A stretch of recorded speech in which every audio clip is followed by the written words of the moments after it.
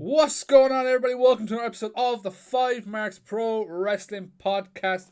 I'm your host, Mr. Martin115, joined by my lovely dance partner. Hello, everybody. I am Carmel. Welcome back for another week. And we are moving on with some RCW. It's been a long 2 weeks of building up the scrapper and stuff. We're we're exhausted. What an event it was, but we've got so many more events happening here in Ireland, and today we are joined by a man who has been around for. You can call him a legend at this point, as long as he doesn't kill me. But multi-time champion, current RCW Rebel X, and world heavyweight champion, Champ Haskins, Mark Haskins. Hello, guys. How we doing? Good. Thank you so much for coming on. Thank you for having me. First thing I'm going to ask you, because we ask absolutely everybody that comes on here for their first time this, even Big Damo and Joker Brain stuff. What's the first wrestling memory that comes to your head if you can think back? So I vaguely remember having a Hulk Hogan sticker on my lunchbox when I went to school. And I think that, yeah, if that was like the very first kind of wrestling memory, I, was aware early on, because I was born in the 80s. This is how old I am now in the grand scheme of things, back in the days of when Hulk Hogan was first blowing up. So, yeah, I remember like the little Hasbro action figures, but I don't think I actually watched wrestling until I was a little bit older. So my reintroduction to wrestling was, I'd ended up just going to some friends' houses, seeing some Hasbro figures, thought they looked cool, and had ended up picking some up at a car boot sale. And one of my friends had seen them at my house and said, "I didn't realize you liked wrestling." And I was like, "What's wrestling?" I just thought they were cool little action figures, And he brought around a VHS tape. He was like, "Next time I come around, I'll bring a tape." So he plays a match for me. And the first match I ever saw was Shawn Michaels versus The Undertaker in Bad Blood, 97, Hell in a Cell. And it's weird because I say this to a lot of people, that I actually think that, especially in my case at least, that certain incidents that happen in your childhood are kind of what plants the seed for what ends up making you emotionally connected to wrestling. So a few months before I saw this, I had long blonde hair when I was a kid. I remember I'd got into a fight at school. I'd got busted my nose, and I was covered in blood. And I guess I saw subconsciously a lot of parallels between Shawn Michaels and myself, being the smaller guy with the long blonde hair covered in blood. But, he was the one who managed to overcome the scary bigger boys, being The Undertaker, So, yeah, I guess I kind of saw wrestling as, oh, wow, this is like the world where, the smaller guy can overcome the bigger, scarier one. And from that point on, I was hooked. So when you saw like the blood coming off your face, who was the first person you super kicked? Gee, I don't even know. Initially, this sounds bad. I was gonna say my dog, but like I didn't actually super kick my dog. It's just because he's like, he was closer to the ground, that like that's a good height. I can reach start, there. Like shadow sparring with. I'm not. Yeah, I don't go around kicking my dog, but yeah, or a teddy bear or something like that. But yeah, I can't actually think of the very first person that I super kicked. I do remember though throwing one at somebody and being like, "Oh, I can actually get my leg up that high. That's cool," So it became a lot more of a regular thing from that point on. Come here, just stand closer. I want to try one more time. Whap. Carmo, do you want to throw in some questions there? Yeah, I was just going to say, so it's kind of, I suppose, unusual the way you kind of got into wrestling, where you got into the kind of action figure side of things before you got into the actual, I suppose, watching of wrestling. So you would have actually started watching kind of through the Attitude Era. Would that have been correct? Yeah, so I think the first year that I started watching was like 97, 98 kind of time. I remember that by the time I turned, by my 10th birthday in 1998, I was asking for wrestling things, right? So like my mum had made me a cake that resembled a wrestling ring. It had like it was like a sponge cake, and it was I remember it being like with black icing, and then the turnbuckles were like chocolate fingers, and then the ropes were like strawberry laces like wrapped around, nice, and then like the tiny little figures, they were positioned in it. So like I know that because also we've got pictures of that being my 10th birthday party cake. So I guess around sort of like 97, 98 time, that would have been the time that I got into it.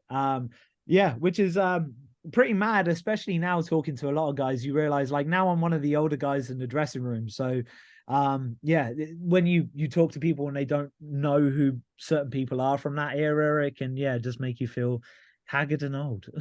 I always piss a lot of the guys off because I've watched near enough nothing of the Attitude Era, and I tried to, and it's just, to me, I'm like, the new stuff is on. So when I tell lads to that, they're like, I'm leaving. I find it bad as well because I'm kind of like you, Mark, where I started watching in 01 and hear a lot of people who started watching like 06, 07, and they're not aware of the stuff that we would have grown up with. It's kind of crazy. But I suppose for you, who would have been, like you mentioned Shawn Michaels, who would have been some of the people that kind of, I suppose, you were attracted to in the wrestling sense? So the first few favorites I probably had was like Shawn Michaels, Triple H, Eddie Guerrero, Chris Benoit. They were like my four faves when I was growing up. And yeah, I think I'm definitely on the spectrum in some regard. I just don't know how much. But it's one of these things. I think I have like this ADHD super focus where if something doesn't interest me, I'm not interested at all, right? But the second that something like wrestling comes along, like I'm just down that rabbit hole. As long as I'm interested, I try and find out as much as everything that I can about a situation, So I remember going through a lot of old tapes and watching a lot of old Dynamite Kid and Rollerball Rocco. A lot of old sort of like 1980s, 1990s Japanese wrestling. Like I just became obsessed with it. And but those were some of the guys that I definitely emulated, that I enjoyed watching. And it's weird as well because you look back at like the 1980s style, and so much of what is happening back then seems so alien compared to now. From sort of like 2006 onwards, the style doesn't really seem to have changed that much. Like it's just become more athletic, whereas if you compare say like 2006 to 1986, it feels like a completely different world. And that's the one thing that I guess like I feel is kind of lacking in today's wrestling, is that there isn't necessarily those little sort of independent territories where wrestling is so polar opposite. Back in the 80s in Japan was completely different to the UK, which was completely different to America. So that was part of the fun for me, was just going through old tapes and just finding as much different sort of information as possible and seeing as many different matches as possible, because you could see the same person in different territories and they would be performing in completely different ways. Love it, yeah. I want to kind of go into when you started getting into professional wrestling. When did you kind of decide, or when did you kind of pursue getting into wrestling? So when I don't even remember. I was probably about 13. I went to a kid from my school, actually. He approached me. He said, I heard that you like wrestling. And this is before, wrestling definitely didn't seem like super big at that time. So anybody else who was a wrestling fan, you just kind of grabbed hold of them and, you were like nerds together essentially. But he told me that he'd got tickets to a show at Crystal Palace in London, and Eddie Guerrero and Grandmaster Sexay were on the show. It was the UK revival show, like the King of England trophy tournament. So we went there, and just from there I got hooked onto a promotion called the FWA, which was the main promotion that was kind of promoting this show.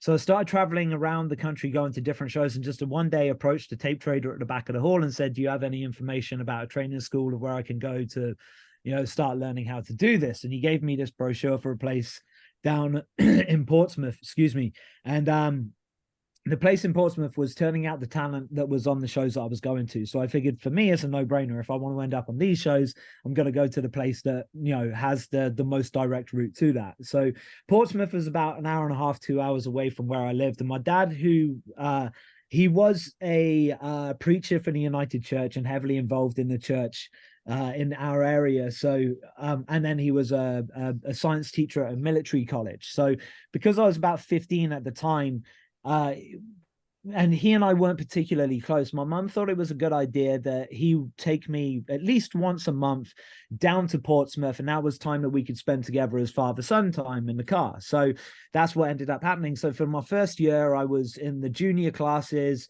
one Sunday a month, and then I would come home and I would work on everything else. So I would work on, working out at home. I would work on my cardio. I, signed up to do drama at school. After I left school, I ended up going to college for 2 years and doing a performing arts course, because I thought all of these little things are going to play parts of the bigger puzzle that is a wrestling career. And for me, it was never a question of can I do this? It was a question of, I will suffer at this until I am successful at it, basically. There was no doubt in my mind. I was like, I'm gonna be a wrestler. I don't care how much it hurts. I don't care, what it is I have to go through. Like, I'm willing to endure, because this is the route for me in this life. So for me, it was just kind of like a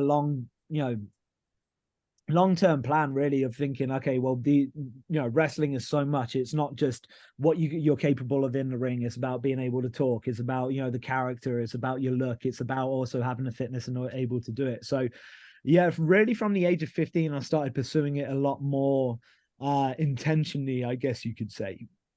Really to see the dedication and everything that you had back then of wanting to become such a professional wrestler, of doing the drama, doing the cardio, doing your fitness, getting everything ready. But I want to talk about kind of your first day at training. So obviously you've been to these shows, you've seen the kind of guys wrestling up front, and you've seen the ring. What's it like, kind of, I suppose, stepping into the ring for the first time? It was quite weird. When you first step in the ring, you're like, oh, so this is what it's like, right? And you suddenly feel a little bit kind of like out of your element, because you've seen it for so long and visualized it, and now you're finally there. But I do have to give a shout out to one of my friends who I dragged along to my first training session with me. He didn't even like wrestling, and I was like, no, you gotta come with me. We've got to train, right? And he wasn't interested, but because he was such a good mate of mine, he was like, fine, I'll come along and I'll hold your hand. And my first training session, I think it was only about 2 hours in length. But so you start going through the basics. You learn how to bump and you learn how to run the ropes. And he couldn't get the bump right. He was kind of like, you're supposed to throw yourself back on, and land more flat sort of on your back. And he was kind of coming down a bit hip heavy and then rolling onto his back. So the trainer was like, come on, keep bumping. And kept forcing him to bump. And then finally he's like, all right, take a break. You points at me. He's like, come over here, do it. I my first bump, he's like, actually, that was pretty good. Try doing it again, but doing this. I do it a second time. He's like, that was better. Try doing it again, but adding this now. And I hit it a third time. He's like, perfect. Right. Back off to the side. You back in here. So my mate ended up just bumping for an hour straight. And I'm the one who actually wanted to be there. So yeah, I still appreciate that greatly to this day. That he would come along with me and help me out like that. But the first training session was learning how to bump, learning how to run the ropes, and then being put in the because it was a junior session, it usually ended with a battle royal at the end, and they said just go in there and don't do anything that you can't already do. And I'm like, well, all we can do is bump and hit the ropes. So we just kind of hit the ropes and ran into each other and then bumped. And then I thought, fuck it, I got a bit excited. I was like, yeah, I'm gonna hit you with a famouser. So I just hit him with a famouser, and straight away we both get called out. He's like, yeah, have you learned how to do that yet? And I was like, no. And he was like, okay, then sit out. And then we thanked him and went home. I love it. I was just going to say then, how long was it before you had your first match, and do you remember your first match? Yes, so it took me 3 years to between my first training session and my first match, which is polar opposite to my wife, because it took her about 30 minutes before she was booked on a show.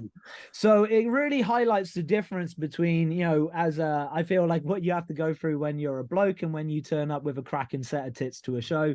You can get booked pretty easily. So, but anyway, so my first match. So I did about a year of refereeing before I had my first match. And it was actually really weird. So I'd finished college on the Friday and I'd said, okay, I finished college now. Gonna get my first match. That's it. We had a show on the Sunday. I turned up at that show and got told by my trainer, he was like, all right, you're gonna debut next month. And it was like, cool, goal accomplished pretty quickly, So I remember just being like, so we kind of did an angle where there was a group called the Chavs, and I interjected myself into a match the night before as a referee. I screwed somebody over and joined the Chavs, and then the next night we turned up and had an impromptu match kind of thing, and it was weird because we had a lot of matches in training, so it didn't actually feel that out of place by the time that we actually had a match on the show. But I remember walking around halfway through, looking around, going like, "Oh wow, this is weird. I'm actually wrestling now." That's a bit of a weird kind of realization, but it was I got thrown in the deep end pretty quick. It felt like it was nothing for ages. Took 3 years to have my first match, and then had my first match on the same night that I debuted. Another member of the Chavs who had a lot of opportunities coming up, he got injured, so they needed somebody to step in and take these opportunities that he had. So within a month, I ended up being in like a steel cage match in front of like about 600, 700 odd fans. Ended up wrestling for 1PW back in 2006 in front of like 1,500 to 2,000 fans in the dark match. And then off the back of that got us booked more regularly on the shows. So it definitely felt like it was, for ages you sat there wondering, when's that first thing going to happen? And then suddenly the floodgates opened and just opportunities came knocking. Can I ask? I was going to say that must be. Go on, Martin. The 3 years, was that kind of your kind of choice to wait out and finish school first and then get hey, I want to be booked, or was that just it took 3 years to get booked? I think it just took 3 years, because my trainer was very sort of deliberate in the sense of he waited until you were ready, like you were actual, decent sort of standard before he put you on a show. And the place where I trained was originally like a feeder company to those other British wrestling shows. And so for me, it was a case of like, okay, this is the route that I'm taking, right? Like there's no doubt in my mind that I probably could have just gone off and got booked on like another show somewhere else. But the thing is, as well, is like I wanted to make sure that I was ready. I wanted to be, the best version of myself. And that was the route that I felt, I guess, well, if this is the route that I need to take, this is the route that I need to take, So I'm sure that things probably could have been a little bit quicker, but also at the end of the day, it is one of those things where like for me, it was a case of I want to make sure that I am ready and I'm the best version of myself to possibly pursue it. So that was a route that ended up being the way for me. And this is around kind of like 2006, 2007 when you would have kind of started making your way into the scene. What was the UK scene like around then? It was very different. Like it wasn't the way that I mean, dude, think about it. Like this was a time where social media didn't even exist. Do you know what I mean? Like it is so very different. Like you had to kind of know people, you had to be in the building, or you had to have a reputation in order to get places. So it was very different to now where people can just see a video of you or follow you online and then you get picked up like that, So I back in 2006, the main company, it was a company called All Star Wrestling. And back in 2006, they could offer you 30 dates in the month of June alone. They were like the biggest wrestling company in the UK because they had things like the camp, the contracts with the Butland camps, right? They had multiple town halls. There was a lot of times where Brian Dixon, who ran it, would be running 2 or 3 shows in the same day, and he wasn't at every venue. Like it was a big operation. But it, so that was kind of like your main thing, but it was very because it was theaters and because it was camps, it was very pantomime-y, right? Like there was like a wrestling aspect of it, and there was a lot of the older guys from British wrestling that were still kicking about with that, but it the style was more about getting people involved and sort of shall I, sort of geeing people in that kind of way. Then you had a company that I was very blessed to get to work for called Premier Promotions, which was down on the South Coast. Now, this was ran by a guy called John Fremantle in Worthing, was his main sort of territory. And it was the conventional British wrestling style. So it was completely polar opposite. It was the rounds matches. there was even the shows themselves were structured in a completely different way. There would only be 4 matches, 2 in the first half, an intermission, then your main event, then the match at the end was kind of like just an easy go home match. And the reason being is that if people needed to take off and get the train, they could still see the main event and then they could leave, and they weren't like missing out on like, you know, a huge deal at the end, sort of thing. So it was done in a completely different way. And once again, a lot of the older, more traditional British wrestlers worked on those shows. And then you had your shows like your IPWs, you had your 1PWs, which were kind of more like your super indie kind of, you know, promotions. And then everything else was kind of like a little bit of mix of in between. So, yeah, the landscape of British wrestling back then was completely opposite. Like I didn't see, like, I thought that there could be a future for British wrestling to really take off, but I didn't see it being as, you know, being what it ended up becoming in the last few years. That's for sure. I want to kind of push on a little bit, I think, to around kind of 2009, 2010 kind of time period. At this stage, you've obviously traveled throughout the UK. You're starting to work kind of in Europe as well.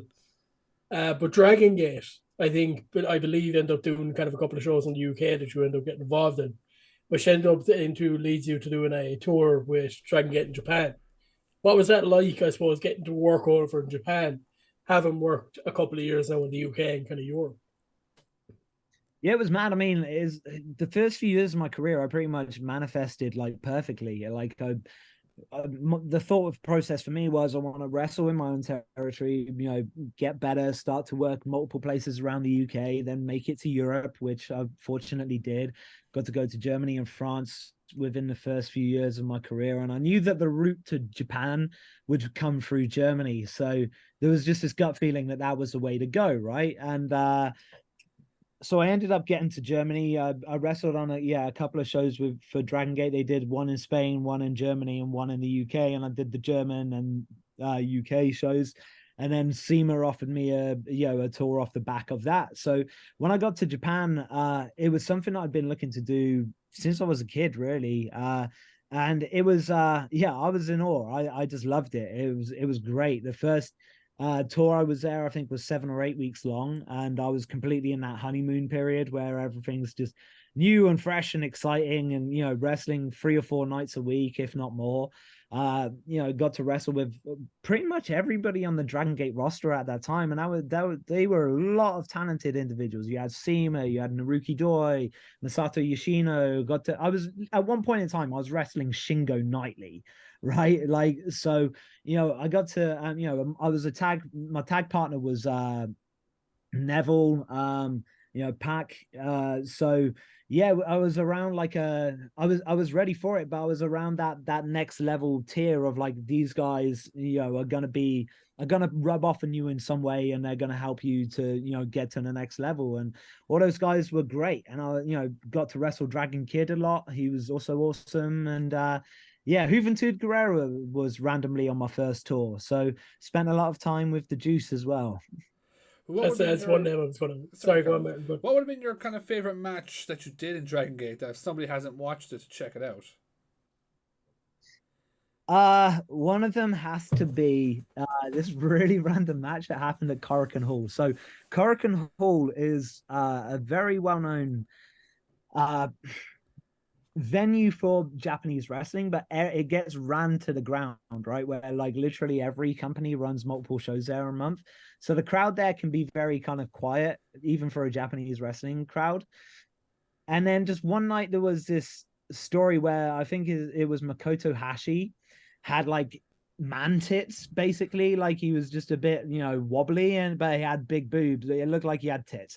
And SEMA had been tweeting about it, saying how he wanted to grope his tits. And then somehow this became some kind of storyline where Dragon Kid, who was in a stable with SEMA, said he wanted to grope Hashi's tits as well. So they made it the Sweet Tits Touch match, where it was like Dragon Kid had to win in order to grope Makoto Hashi's man boobs.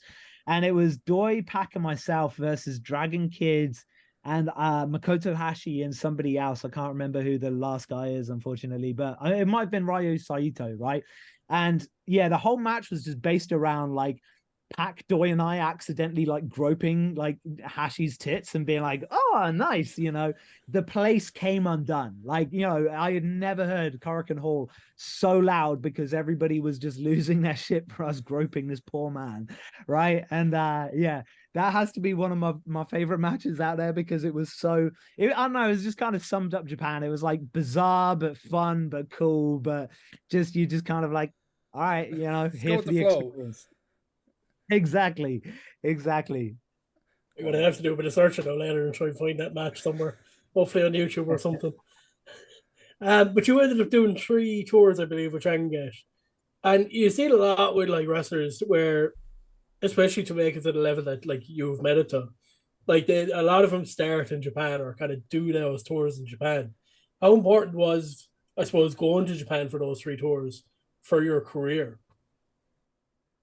Oh, definitely. You know, I think that so basically when I came back from Japan was to the tail end of 2010, and I managed to get a tour with TNA at the start of 2011.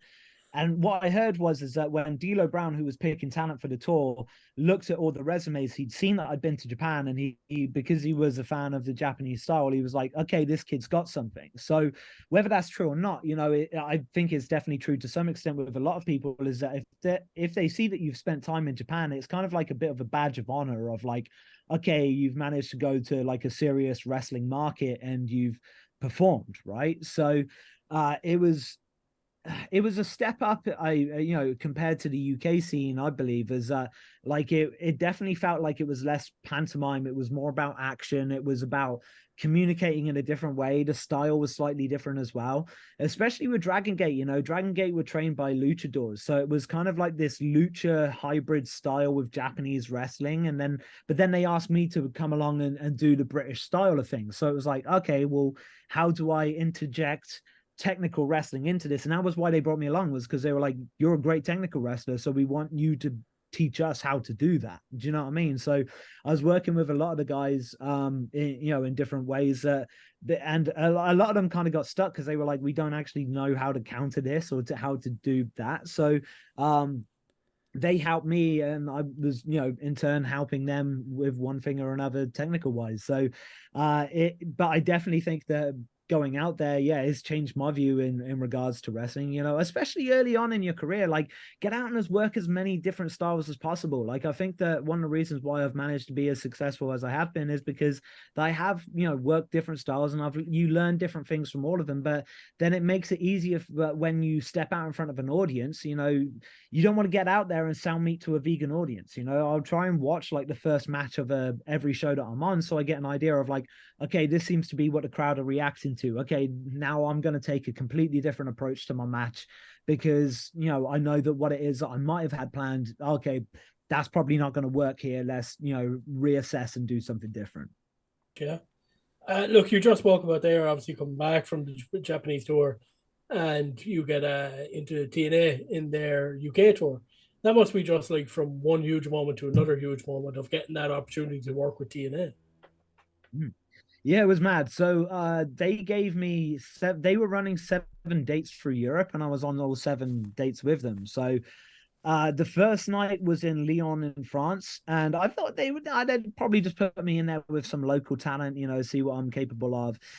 Anyway, it turns out that it's Shannon Moore and myself versus Matt Hardy and Jeff Jarrett, and Kurt Angle is a special guest referee, right? So yeah, you're kind of looking around the ring and you're thinking to yourself, like, this is pretty mad. Like, you know, I remember Matt Hardy saying to me, like, he was like, are you okay taking the twist of fate for the finish? Like, do you need me to go over it? I was like, no, like, you know, my best mate has given me your move in his back garden many a time. I know I'm going to make this sick for you. You know what I mean? Like, so it was, it was pretty mind blowing. And then after the first night, D'Lo said to me, he was like, we didn't really know what to expect with you. And then we watched you and we were like, oh, damn, we weren't expecting that. All right. So like from the second night onwards, I was working the X Division guys. It was regularly wrestling Frankie Kazarian, Chris Sabin. I think we did a triple threat match 2 or 3 nights in a row. Then it was a 4-way with Shannon Moore, had a singles with Shannon Moore, I think in Manchester. And then I think it was in London. It was Magnus and myself, Nick Aldis and myself versus Bobby Roode and James Storm for the TNA tag titles. So, I want to say at least 5 nights out of 7, 5 out of the 7 dates were TNA X Division title matches or TNA tag team title matches. So it was it was definitely I guess kind of like a compliment in some way, because if they didn't think something of you, then they wouldn't put you in that position. But it was cool, it was just at that era where Hogan had come on board and Flair was on the tour. So man, talk about things going like bizarro. You're on tour with Ric Flair and Kurt Angle and the TNA guys, and it's Jeff Hardy, and these are the guys who I grew up watching and idolizing. So it was just this fantastic experience getting to be young and getting to live it up and enjoy it. Coming back from Japan, then this was the next thing. It was like, damn, this is mind-blowing. This nothing short of a dream come true, that's for sure. I have to ask, and I don't know if it's the right or wrong thing to do, but have you any good stories about that tour with TNA? Yeah, so yes, stuff that you can tell us at least, anyway. Yeah, I mean, a lot of it just involves getting drunk between Chris Sabin, Frankie Kazarian, and I being absolutely shit-faced, walking around the hotel trying to find the ghost because we thought it was haunted for some reason. This was in Ireland, actually. I can't even remember the name of the hotel, but it looked like an old asylum or something, and we were like, there's got to be a ghost here. So we were like, yeah, just drunk looking for it. And then the final night of the tour, so Flair had been trying to get me drunk every night, and I thought to myself, if I get drunk with Flair, I am not getting a job, right? I was like, I was gunning. I was like, I need a contract out of this, right? So it gets to the final night of the tour. We finish the show, and the office aren't staying at the hotel. So it's like, okay, Mum's not in the room. We can play, So, so Flair finally, I go to the bar and Flair's like, they'd already offered me a contract. So I was like, okay, so as long as I don't make too much of an ass out of myself, we're good to go. And I can't say no to Flair. Do you know what I mean? So he's like, do you want a drink? I'm like, yeah. He's like, what do you want? I'm like, you choose. He's like, have you ever done a Wanamaker? And I was like, I have no idea what that is. He's like, it's a shot of Jim Beam in a pint of Stella, and you have to neck it in one, right? And I'm like, all right, let's do it. So Ken Anderson is buying the drinks at the bar, right? So anyway, they pour the shot into the glass, and this doesn't go well with Flair because he says, no, you have to drop it in because you need the little, that's how a Wanamaker is. It's not a Wanamaker if you just pour it in. The shot glass needs to be in there with it. So we're like, okay. He's like, you can take a second shot, can't you, kid? And I'm like, yeah. I can't look like a pussy in front of Nate. Do you know what I mean? So they drop this second shot of Jim Beam into this pint of Stella, and he turns and he hands it to me. He's like, here you go. And of course, everyone's got their phones out. Do you know what I mean? There's Rob Van Dam, there's Ken Anderson, there's, Beer Money. They're filming this shit. There's Brian Hebner. I'm like, okay, time to man up, try to do this. So I just took it and I downed it, and I managed to down it in one. And as soon as I did, Flair grabs me, hugs me, and kisses me on the head. And he goes welcome to the family, kid. And I'm like, yeah. And he's like, you're part of our group. And in my head, I'm like, tell me I'm a horseman. Go on, Flair. I'm a horseman. He's like, you're part of our group. What's our group name? And I'm like, in my head, I'm just like, the horseman. Say I'm a horseman. Say it. And then he's like, our group. And they're like, Fortune. He's like, no, our group, which is hilarious because he was part of Fortune, but Fortune was part of a bigger group called Immortal. So Bobby Roode's like, Fortune. He's like, no, what's our group's name? And he's like, our group's name is Fortune. And he's like, no, our group, what's it called? And they're like, Immortal? And he's like, yeah, you're part of Immortal. And I'm like, and then he's like, you're part of Immortal now, kid. And in my head, I'm like, fuck, no one wants to be a part of Immortal. I want to be a horseman, damn it. Make me a horseman. But of course, I'm like, yay, thank you. I'm part of the family. And now I just try to hold on to the curtains and, not fall over because the room starts. That's an amazing story. That's a really, really good story. Oh God! But there must have been times during that tour where you're spending those times with these people, where you must be pinching yourself, kind of going, "How did I get here?" Yeah, absolutely. And it's a weird thing because I think you grow up idolizing people, and then when you meet them, like I don't know, like I've always just tried to see them as like, oh, they are just people. Do you know, like they're, try and see them as the individual and try and, uh, not make an ass out of yourself. Like I guess that's the main thing I've always been worried about is like, coming across like just a total fanboy and being, in awe of whoever. But no, it was great, like it's just weird. It's just one of those weird scenarios, you go to the gym each morning. Hey Kurt, how you doing? Kurt's already there. He's been there an hour. You can tell he's like covered in sweat. He's now doing fucking hill sprints. Do you know what I mean? Like, he's an absolute animal. He's an absolute beast. You go and that's the real thing is when you start to see, okay, who's really kind of like on their game. Do you know what I mean? Like, no surprise that he's like somebody like Kurt Angle's an Olympic gold medalist, because like you would get to the gym, he'd already been there. He was up early, he was already in, and he was already like absolutely killing it. Do you know? And then you get to the gym, you see which who else is there who's serious about training on the road, who's about getting their reps in and what have you.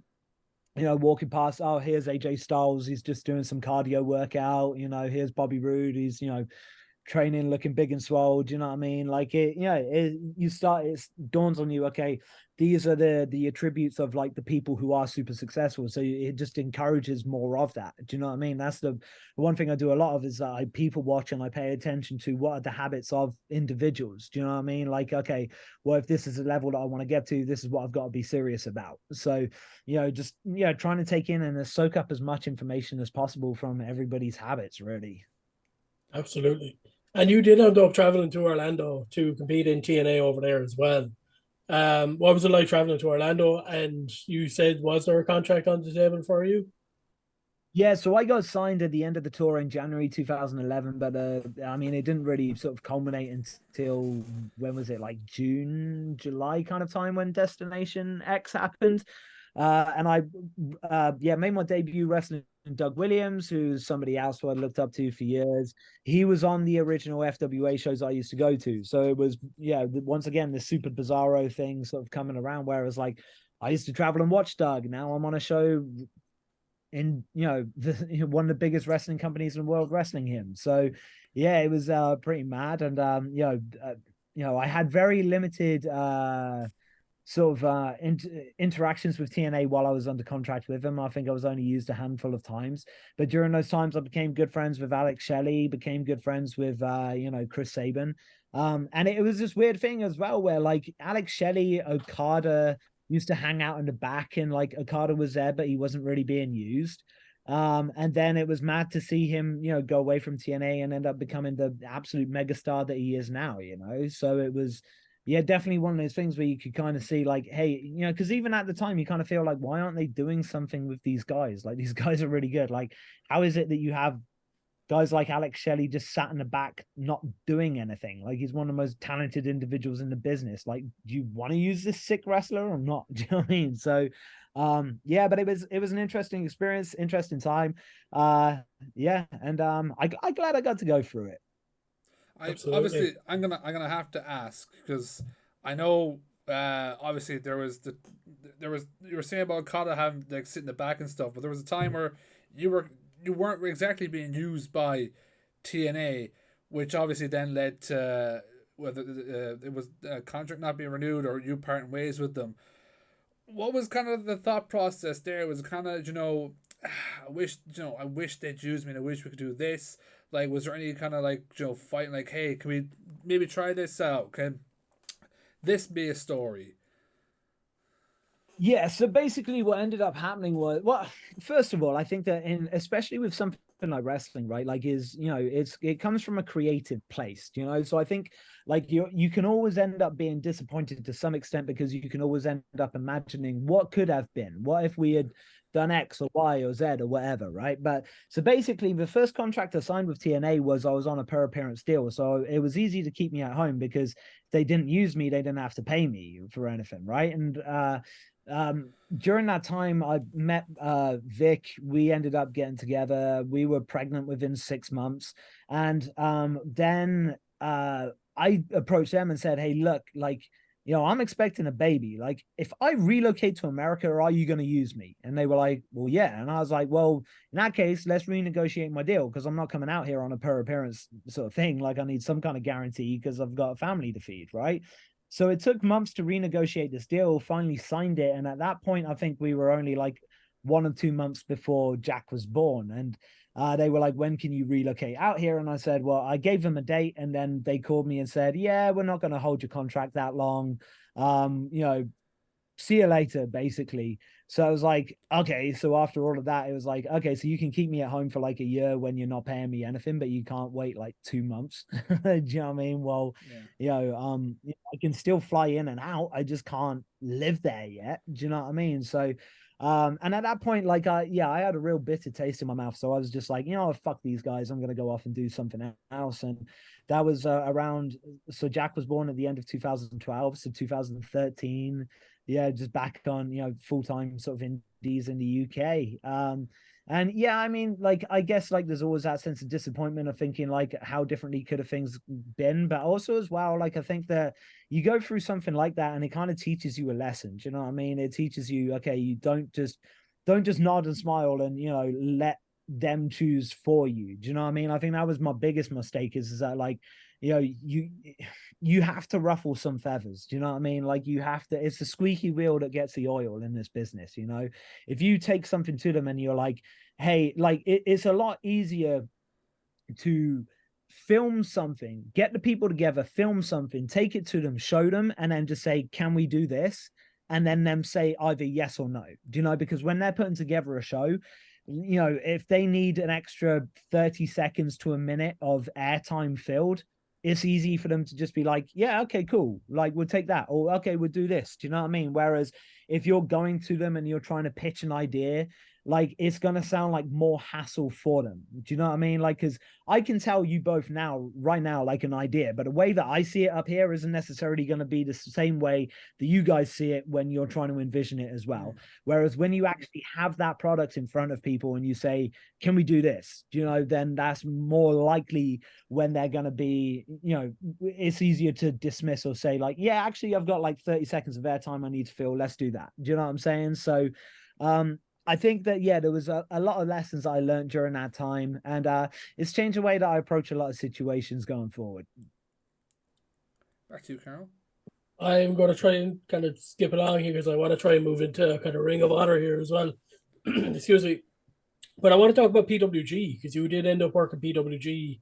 I believe it was kind of 2014, 2015, around that time over in Los Angeles. What was that like working PWG? It was awesome, but being British, you're so not ready for the heat. Do you know what I mean? It's I went out there in September 2016. Battle of Los Angeles, it was boiling. And this is the PWG is mental. When you actually look at it, it's mental because it's this little Legion Hall, which literally is like, the American equivalent of like a community center, right? The dressing room is not much bigger than a broom cupboard. And you have some of the best wrestlers in the entire world all stuffed into this tiny venue. There's, 500, 600 odd fans. The aircon isn't working, and everyone's just there because they love wrestling and they want to have a good time. And, it was completely mental. It was awesome. I loved every second of it. And it was one of these things where it was like, you have to kind of find that extra, like, gear to kick into because you're still on UK time, you're jet lagged. To you, it's probably like, ridiculous o'clock in the morning. And now you've got to go out and perform for people. And, it's a promotion that, has a huge reach and, a lot of people are going to be watching. So, but no, I loved my time there. It was great. And I love California as well. One of the most beautiful places on earth, I think. And because I was a huge bodybuilding fan growing up, it was great to go and get to train at Gold's Gym. I think it was like the first place that I went. So we went to Gold's Gym and then we walked down Venice Beach and walked past Muscle Beach. And it was just, it was great. I absolutely loved it. Love it. But look, I want to get into Ring of Honor. Obviously somewhere you spent quite a bit of your time. And you made your debut, I believe, in the UK when they did a tour, and I believe your first match was teaming with Nick Aldis against the Young Bucks. You might be able to So I correct me here think if our that's wrong. first match was actually versus Silas Young, because I want to say that I did one, maybe just like a one-off show for them in Liverpool. And then I think I wrestled Silas Young. The next night I wrestled Takahashi. And the next tour after that was, wrestling, out with Aldis versus the Young Bucks. What was that like, I suppose, being involved in Ring of Honor and getting to have those kind of matches? It's great. Yeah, it's great.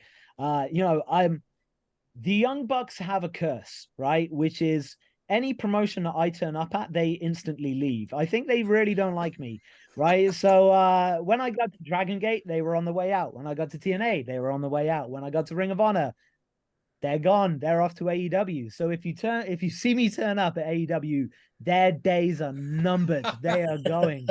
Uh, but no, it was great. So yeah, once again, in a locker room full of some of the best wrestlers in the world, couldn't be happier. And it was at a time where I was really in my groove, enjoying what I was doing. So it felt like I could approach situations in a much better way than I could say like a few years before. And I got to wrestle some of their top guys. And that's the best thing about it is I think the night after that Young Bucks tag match, I ended up wrestling Jay Briscoe down at Crystal Palace, the place that I traveled to when I was a kid to watch Eddie Guerrero. So that was the first time I think that I'd wrestled at Crystal Palace. So that was awesome for me because it was, going back to a venue that had some kind of meaning for myself.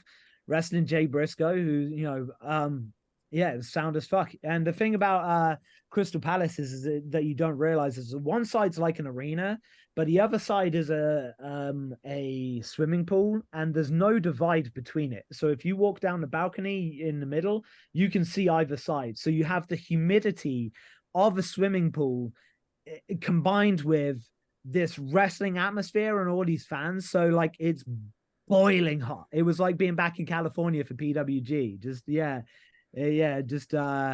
Covered in sweat, finding it hard to breathe, and just knowing that some of the best wrestlers in the world are watching you on the monitor in the back. So it's no pressure, but go out there and do a good job.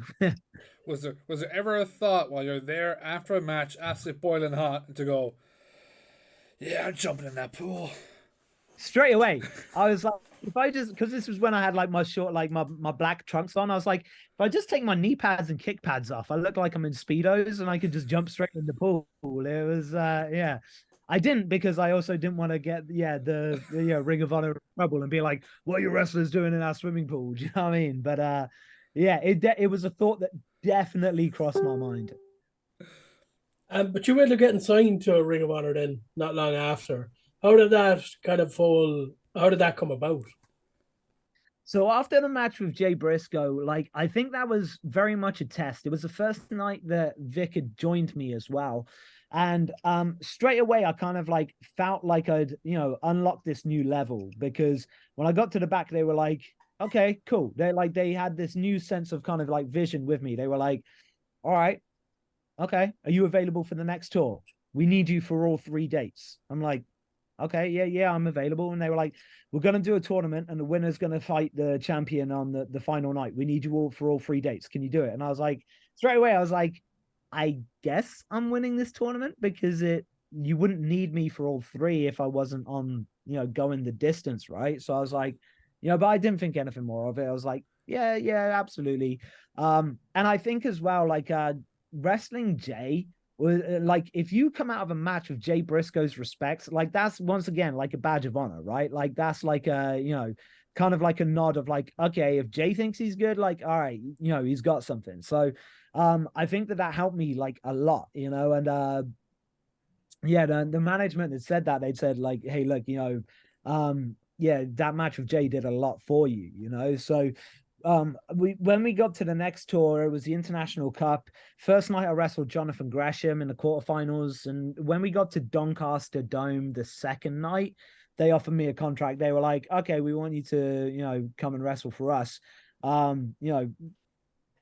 do you want to move to America? And I was like, well, I'd love to, but I also want to make sure that it's the right move to make. Like, because everything had fallen apart with TNA the way that it did, right? At a point in time where I was trying to relocate, I was like, well, look, can I live in the UK to begin with and just come out and wrestle for you guys? Because if I'm getting used and I know that this is genuine and like this is going to go somewhere and do something, yeah, I'd love to relocate, but I don't want to just, I've got a family. I've got to deal with, moving my pets. I've got to, sort out our house in the UK.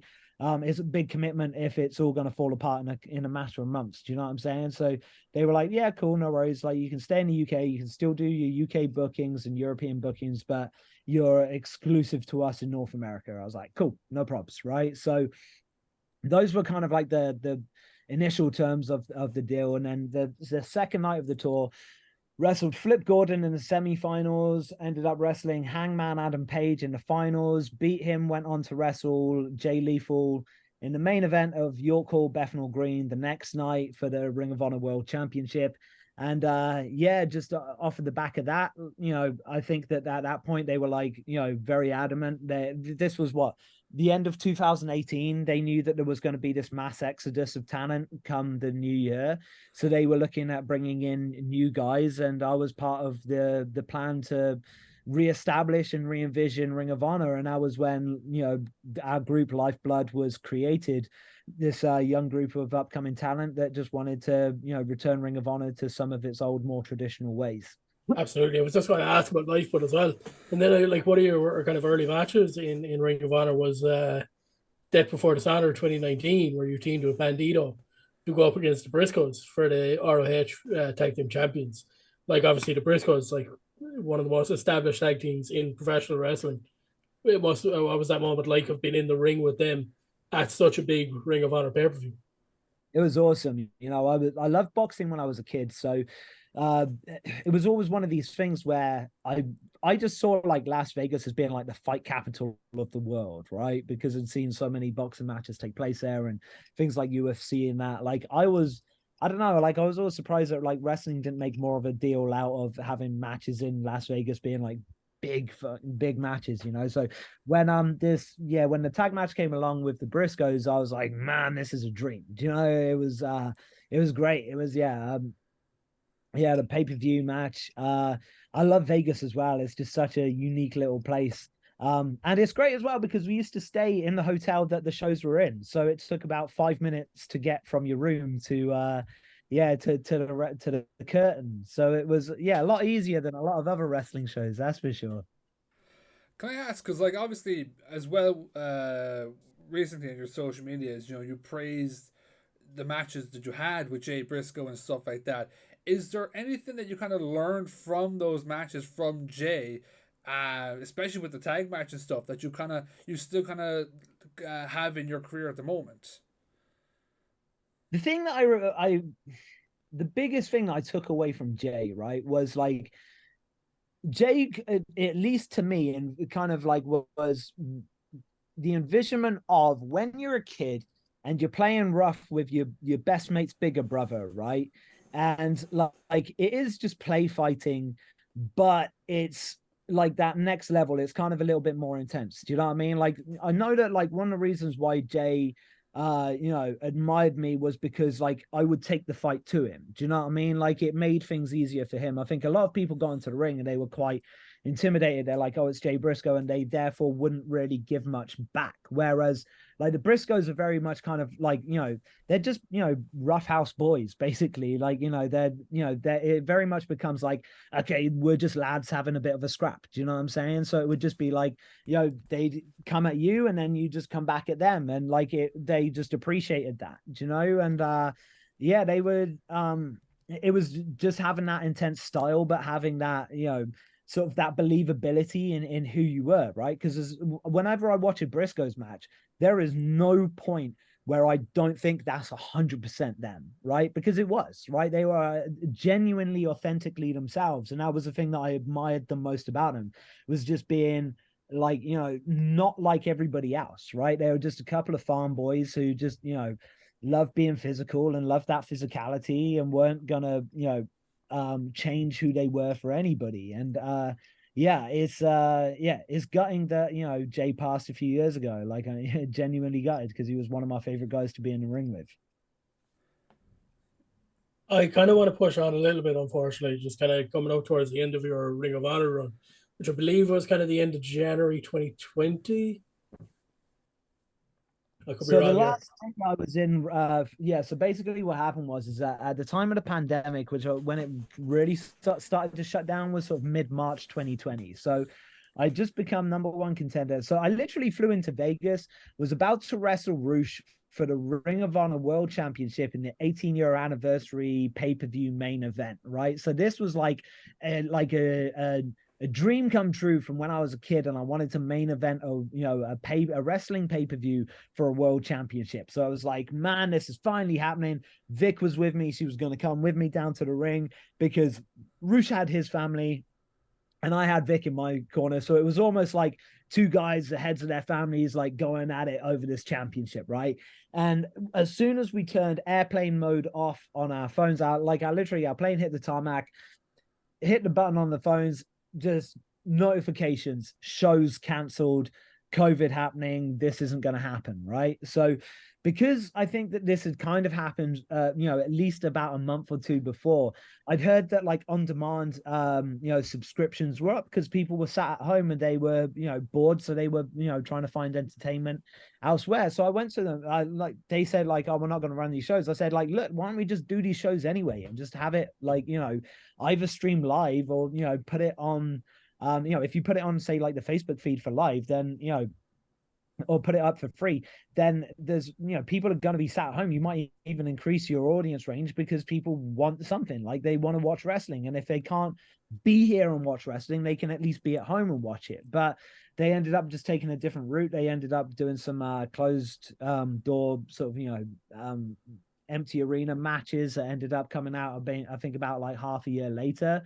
And we just kind of ended up hanging out in Vegas for a few days. And that was fun while it, happened. Not everything had shut down yet. And like, we didn't even really know what COVID was at that point. So it was, we were just kind of getting out and making the most of it while we still had it. But it was also gutting as well because, I don't think any of us thought that it was going to go the way that it did. So we all thought, well, they're saying a couple of weeks we'll be at home and then we'll be back, and we're back again, sort of thing. And yeah, it's a shame, man, because it was like the last time that I ended up seeing a lot of those guys. And at that point in time, Ring of Honor really had a buzz behind the scenes. We were like, okay, we're on the move, we're on the up, we're making changes, we're going to make, shockwaves here, we're going to be real contenders. And there was a real sort of like, everybody was sound with each other. Like there was a real family aspect to it as well. So yeah, man, it was gutting. That was kind of like the last thing that we all did together. But as is, do you know what I mean? We gotta just move on and make the most of whatever it is. It's next.